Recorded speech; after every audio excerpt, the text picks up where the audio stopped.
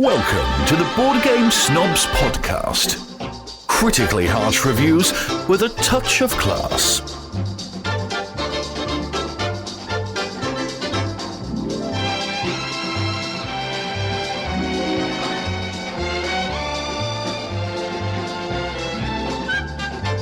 Go. And welcome to the Board Game Snobs podcast. This is the podcast about all things regarding board games. Sometimes not just board games. Sometimes we talk about other things. Perhaps you've listened to a previous podcast of ours where we interviewed somebody else. Perhaps you've listened to the other almost 100 of our episodes, which we tend to ramble. If you have, then you would know that this is Jerry, the star of the show, and with me in this studio. Hey, everybody, this is Gaby, the primary host, the foundation upon which this show is built upon. Yes, Gaby. And as part of our show, not only did we discuss board games, Mostly cuss. but we also talk about the other things for which might come onto our minds, because that's what we do. Come on to them. Yes, things that might come onto them. Do you have something of appropriate banter for us? When Congress added an extra month of daylight savings time in 1986, sales of golfing equipment increased by $400 million. Extra golfing.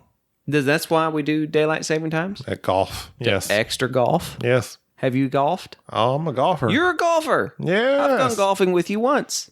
And? You're a decent golfer. I beat you. I enjoy drinking and golfing. I have a handicap of 300. I have a handicap of psoriasis 320. and bursitis, and I can hardly And crippling anxiety. crippling anxiety. You know how difficult it is to know that you're out here enjoying a pleasant day on the golf course, and at any time a ball could strike you in the head? Yes, I do. I don't like golf. Anytime I count past 3, I like to you drink get nervous. to golf. I drink to golf. I like driving the cart. I like drinking. I like that aspect of it. But really, golf That's as fun. It's like a racetrack without the rules. true. But I also find that golf with you have all these rules you have to follow, this etiquette. Ain't the boss of me. You have this etiquette. I'm the wild card of golf. You're supposed to why do you holler for? God, that's what I'm saying. I know. That alerts them. I know, but why for? Why not just look out? On guard. I would holler on guard. Look out! On guard sounds like it's like be ready. It's a golf thing. I don't know. I'm sure you could look it up right now. Well, I will. You could Wikipedia it, but who has time for I'm that? doing it We're as a we on-the-spot Speak. a board game podcast that deals with the Why? ever-present mechanics of gaming. Oh, the term is a short form of the word before. So when you holler for, you're actually yelling before, which is the synonym Or synonym. to ahead. I like French toast synonyms. Thus, for literally means look out. Look out, bro. Golfers use this term immediately following an errant shot as a way of warning other golfers. For literally means look out ahead. Look out. For Look out. Before you. Okay. This is a trivia question for you regarding board games, I'm ready. especially ancient. I'm ready. This game involves black and white discs and a green grid for a board. Is that Go? Othello, Oh, Othello. I love Connect 4, that. Shakespeare. or Go. You tell me. It's a multiple choice. I'm giving you the opportunity of multiple choice. Well, Go came to mind immediately, but I don't know if the board is naturally green in Go, so it might be Othello. made of jade. Oh, it is it? I don't know. I'm just saying Oh, that. Othello then? You tell me. I'm saying Othello. Go, or Connect 4? I've said Go first, and I said Othello next. Well, you're going to go with your first Final instinct thought. or secondary instinct? Othello. I pressed Othello. The answer is you're correct. Oh, what do I win? In Othello, you flip the disc to make them your color. What do I win? You win my respect. Okay, next question. I'd like more Okay. respect. In this game, You can be a dispatcher, medic, scientist, operations expert, or researcher. That's pandemic, and that's Okay. what is who's doing? Okay, well, this? hold on. Who's doing? Hold this on. This is trivia? by play.howstuffworks.com. Oh, Okay, let me go to one that's a little more obscure I for make your the sound. refined taste. I make the sound to indicate my disdain. How about this? This game was immortalized when Harry met Sally. When Harry met Sally, I can't remember. That was there are options. I'll give you your options: Monopoly, Pictionary, Categories. Categories. Was Pictionary. I don't care. In this Pictionary scene, Jess can't stop yelling, "Baby fish mouth." Baby fish mouth. I don't get it. It's not funny. I haven't seen When Harry Met Sally. In that Johnny Depp. Okay. This is a 2-player game. Stupid. This is stop. All right, fine. Just stop. Fine. I thought I would try something else different. No. Why would Okay, you want to, well, why would I'm you want just to saying. break I from tried something different. the formula You know what? that You know has what? Just gotten take me us? out back and shoot me. Well, we to the steakhouse. Get it out back. yes. Steakhouse. Blooming onion. Bloomin'. Do you like bloomin' onions? The awesome blossom dip. How could you not? It's basically onion rings. And then Onion you get to rings. dip them in sauce. I'm hungry right now. Don't like I'm very onions. hungry. I've not ate today. I've not ate breakfast nor lunch, and it's almost dinner time. Well, you shouldn't be drinking. With blossom onions, you dip them in that batter, and they make it feel all right. Like you know life is going to be worth living when you have onion rings. You know what? Life's a little bit tough right now. It is. But you take those onions, you batter them. Why would you want to beat up on Fry onions? them. Salt, a little salt. Why would you want to and assault battery. them? Assault and battery them. Then dip them in ketchup. Oh my God. Can you still get those You can. at Bloomin' I Onion? think you can get an awesome blossom. I think you can. Do you know Sonic around here used to have the best onion rings? But Supersonic? this Sonic. Not like the Hedgehog? Hedgehog, but the Sonic the drive-in. I realize that a lot of our listeners don't know what Sonic is, but here in the South, we still have these drive-thrus that are just drive-thrus. They have multiple drive-through parking spots. There's like 50 of them, and you just pull in, and there's your own little menu sticking up there on the little button you push. And you push, Anything you want, just a touch away. you push the button, and then you say, I want this. And then people come out and bring it to you, and you never get out of your car. And that's why most of us in the South have trouble with obesity. I am obese. Because we don't like getting out of our vehicles. I love those chicken nuggets. You know what? You like what? Give me 7 chicken tenders. I don't want 3. Give me 7. They don't. They just With have fries the and a 2 biscuit. and the 4. They don't really go. Well, 6. I upgrade to a 7. So you Chicken Express. do. Oh, you do Chicken Express. Chicken Express, I say. Chicken Express. No. They're like, okay, you're feeding your family? No, ma'am. Just me. Don't insult me by calling my meal a family meal. This is a personal. Any Give me pizza. the okra, give me the fries, and give me those tenders, and shut up. Any pizza is a personal pan if you try hard enough. Don't you judge me. You go to Kentucky Fried. I want the family bucket. No, I call that the my bucket. Obesity's killing us all slowly. What So- we're going to discuss today, Jerry? Discuss. Oh, we're going to talk about Rurik. Dawn of Kiev. Kiev. It's historical. We should have asked Mr. Dan Thoreau about this, but we didn't because we forgot. There are so many questions I had for Dan. If you We listen, need to have him on again. Dan's very smart at spacebiff.com. He's too smart for us. He's Too smart for me. He's historical He is. and hysterical. Historical Dan. Yes, and Historical Dan. follically challenged. He has no hair follicles. So Dawn of Kiev, Rurik, was a Kickstarter for which I, of course, in my infinite wisdom, kickstarted. And one of the... What are you laughing at? You're so self-congratulatory. I am. Jerry is a great star, and he makes wise decisions. Cracking wise and making wise I decisions. kickstarted Rurik because they advertised that it had a new mechanism, and that mechanism You was, also started, what's that Dragon Saloon game? Dragon Saloon game? What are you talking about? It was like a little board we like folded out. It was like the little flat, the felt like it was just Oh, you're talking about Dragoon? Dragon Saloon. Dragon Saloon. It was Dragoon. Yes, you kickstarted that as well. That was pretty. And It how wasn't that great, but it was pretty. But So, what was your infinite wisdom on that one? I sometimes kickstart pretty things because sometimes even pretty things need a little money to help get funded. And so that's why I did that with Dragoon. In Rurik, they advertised that this was a new mechanic where it's like bidding action selection, where you're bidding on the actions that you're going to take, which is not necessarily new, but the way that the game presents, it's very interesting. And so now I'm going to go into my 30-second spiel about how the game is played. Okay. I'm ready to snore. Go ahead. It's an area control game, but there is this board. I would say it's a bidding game before area control. Okay. I think you said the wrong thing first. Okay. Well, I got it out of the way.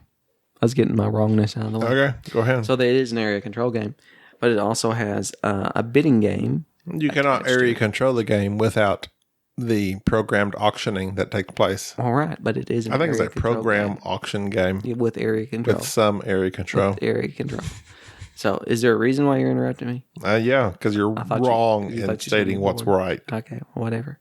So in this area control auction game, or auction area control game, you are auctioning your not so much money, but you can use money, but you use these little advisors that are numbered 1 through 5, and that's their power, their strength. And you're taking turns placing your advisor out on the bidding board, and those actions that you're bidding on are either I advise her not to. attack, move, tax, build, and even scheme. And then after you place your advisors out there, as the other players place their advisors, those advisors may knock your advisor down depending on their strength. And of course, you can always add money with your advisors to make them more powerful to push the other players down. So if you put a 4 out there and they place a 5, that 5, of course, goes up top, moves your guy down. Of course, you want to be on top because that's where the strong actions are, and at the bottom are the weaker actions.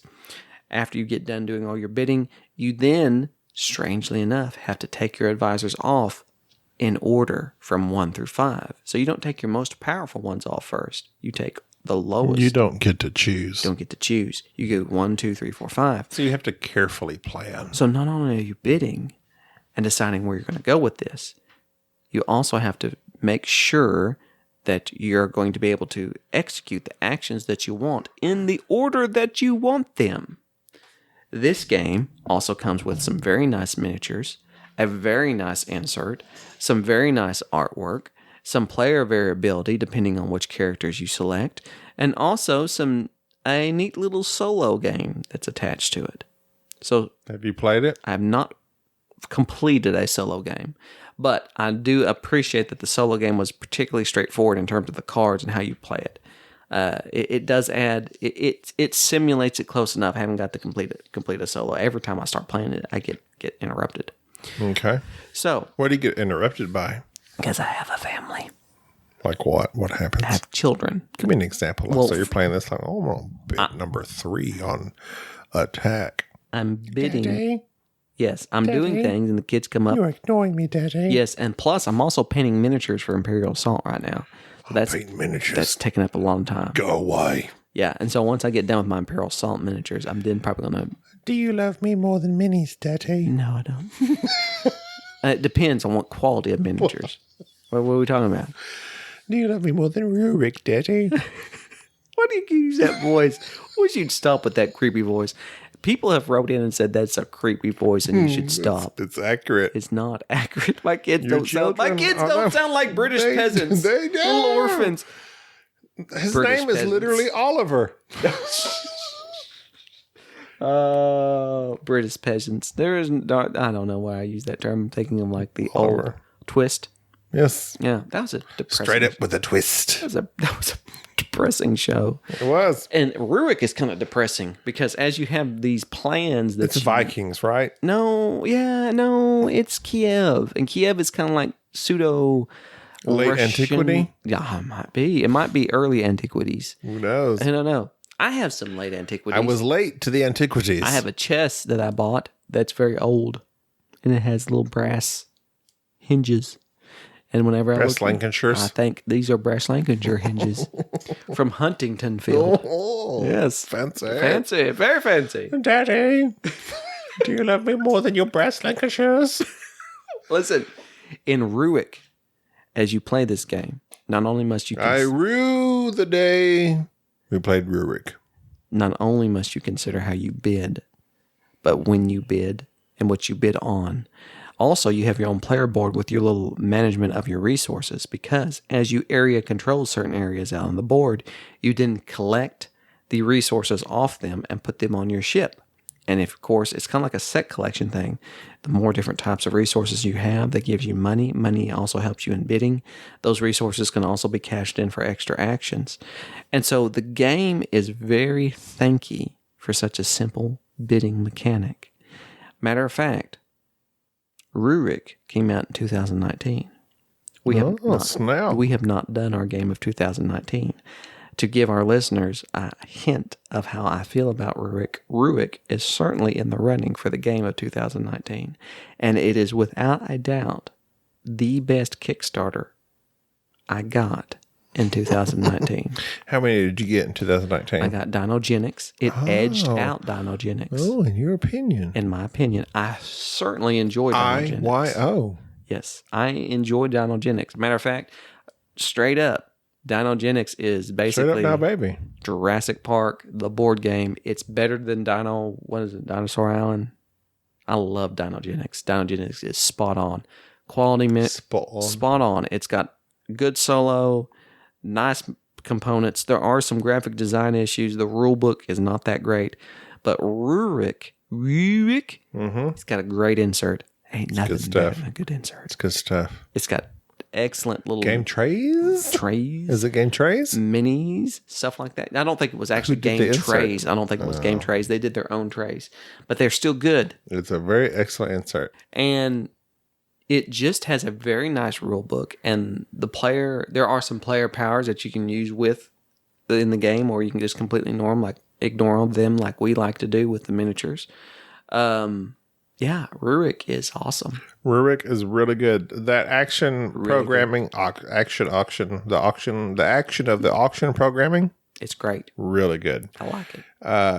It requires you to just step by step think out. Okay, if I do this, after I do this, I am going to do this, and you can easily mix up what you need to do.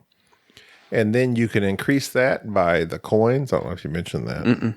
You probably did not. But I've got those. No, we're not using your metal. We were using your metal coins in the game. So say for instance, okay, so your actions are available 1 through 5 power ability on your meeples. Mm-hmm. So you have 5 people you're going to put on there. You get extras depending on the length of the game. You get some more, but say I put a 1 on there. If I want to increase that to a power level of 2, it's still going to be a 1 level rank, but I can put some money on him and make him a 2 or 3 or however many coins I want to.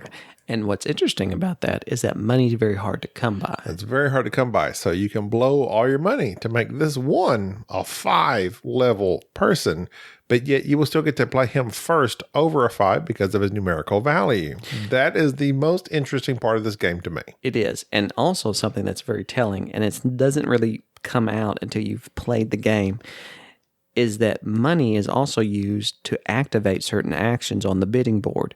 So the lower strength actions, as your advisors get pushed down through the ranks, they may have a similar action, but it may cost them money to perform that action. Yeah. So you could find yourself in a position to where, because of your poor planning, you have no money, and now it's your turn, and you can't even do the action because you can't expend any money because you've wasted it. I thought that was very interesting. And so the game turns out to be, it doesn't feel like a bidding game to me when I'm playing it, even though that's what I'm doing. Really what it feels like is I'm placing these advisors out there in such a way, and I'm trying to ensure that I've given them enough resources, enough money, and done things exactly the way that I need them to be, in exactly the order that I want them to go out there, that it's so intricate the plan I'm trying to hatch that's very frustrating when the other players come in and step all over those plans, and they do that without even trying. Rarely do I look at you and go, all right, this is what you're trying to do. I'm going to mess you up by placing my advisor here. It just happens. That to me is always one of the best player interactions in a Euro game, is where players step on each other's toes without even trying. I don't have to look at what you're doing to try to screw you over. It just happens organically. It is organically messing with each other. Yeah. It is the organic, I'm doing one thing and you just happen to be wanting to do the same thing. Correct. I like it. Well, that's the way, because like there's the area, there's the board, which takes place in what is that country? Kiev. Oh, Which Kiev. isn't it? Dawn of Kiev. Isn't that like the Ukrainian area? Sure. Russ. Far be it from us to do any sort of research. Dan is So you have like different areas of this map, like risk you can take over. And you start off the game, you're going to put people in this area and this area. Jerry's going to put people in this area and this area. Then you start the game. So then, depending, if you have the most people in that area, you have control. So throughout the game, you can take over other areas, but you have to make sure when you take that area over, you're going to fight them and you're going to have the area majority. If you have the area majority, then you get to claim the resources from that area.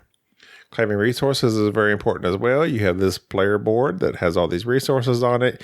That earns you money. With that money, then you can make your non-high worker, like my 1 and my 2 worker, worth a 5 or a 6 worker. You can go beyond if you want to. That's really the main reason for the money. Right. That the company itself is calling it auction programming. Auction programming, which is, and that's really where the game takes place at. There is a map with areas and resources, and you put your little miniatures out there, and you can fight, but you can't fight unless you go to that auction programming board. And if you play that wrong, if you put your move before your fight or your what's that? Taxed or build or scheme? Tax? No, what's the one where you get more workers? Oh, muster. Muster. If you put your muster in the wrong spot, it is, this game is so smart in the way it does this. If you put your pieces in the wrong order, or if you do the wrong action first, it will mess you up. So depending on player order, depending on where you put your workers. So like say I'm fixing to fight Jerry, but I have no workers in the area Jerry is at. First, I need to muster. So I need to gather workers to my spot. Then I need to move them. So that would be my 1 and my 2. So then I need to, after moving them, I need to make sure I put number 3 in attack. But let's say Jerry has placed his number 1 in attack. The way this auction programming works, it can go so many different directions. It hurts your brain. It's impossible to figure out. But in that's why it's so good, because I cannot predict what you're fixing to do with your action and with your extra coins. You can trump what I really wanted to do and therefore blow up my whole plan of gather workers or gather soldiers, move them into your area, and then fight you. Right. Depending on the order you stick your stuff, you could the soldiers I had, you could end up fighting them before they even move and to wipe them out. Right. And therefore, I have a muster and fight that I can no longer even use. And so in this game, very wisely, the designer, who I just looked up, a man by the name of Stan Kordonsky, he is the designer of Old West Impresario, which I've never played, Lock Up, a role-player tale, which I was interested in playing, and Dice Hospital, another game I've been interested in playing, haven't got to play. And so he very interestingly kept a lot of the tropes that you find in Kickstarters, and I'll whip out my soapbox, is that they often will make a game that has the same tropes that you see in other Kickstarters, such as they'll have secret objectives. this game has secret objectives in it, but they're not so overpowering that it calls the players to each be pursuing a different goal. The goals of the game are very straightforward. They're tracked on this other board that shows who's won the most battles, who's done combat the most, who has the most connected areas that have buildings built on them, who has the most resources, who controls the most areas. It's all very straightforward to be able to look at and see who is winning the game. I like that a lot. It adds some tension to the gameplay as all the players are after these various objectives. So all the players are after the same thing. They're not out pursuing different things. I also appreciated that the combat in this game was very straightforward. When you get on the combat track and you attack another player, you just simply remove one of their soldiers from the board, and then you draw from one of the two scheme decks. It's very deterministic. Very deterministic. Now, the scheme deck are these two decks these two separate decks of the same different types of cards that have been sprayed out. And one of the actions on the programming board is that you can look through the scheme deck and select a card out of like 2 or 3 that you draw off the top of the deck. And those scheme cards give you generally extra actions and bonuses. But also on those scheme decks show if you take casualties during combat. So you can kind of stack one of these decks to where you know, okay, this deck, if I draw from it when I do combat, I won't take any casualties. So like when I attack another player, I have to draw a card to see if I take casualties. Well, I know because I've looked at this deck and stacked it the way that I wanted to, because I've programmed everything the way that I wanted to. I looked at the scheme deck, then attacked. I can now take a card off the top of it and know I am not going to take any casualties. So even combat in this game is very quick, very simple. Everything about this game has been streamlined. It's only 4 rounds. It doesn't overstay its welcome. Great insert. Great components, really good rule book. It's got a nice solo. It is the best Kickstarter I had from 2019. What is the worst slang that became universally accepted in the 2010s? The worst slang? Now, this became especially popular at the end of the year, 2019 to 2020. Okay. So such words as stan, you know what that means? I do not know what that means. I thought we'd have no choice but to stand. It means like you are just like fully in there, like you're our team Jerry. Okay, everybody's I Jerry. Stand for you. Everybody loves me. Adulting.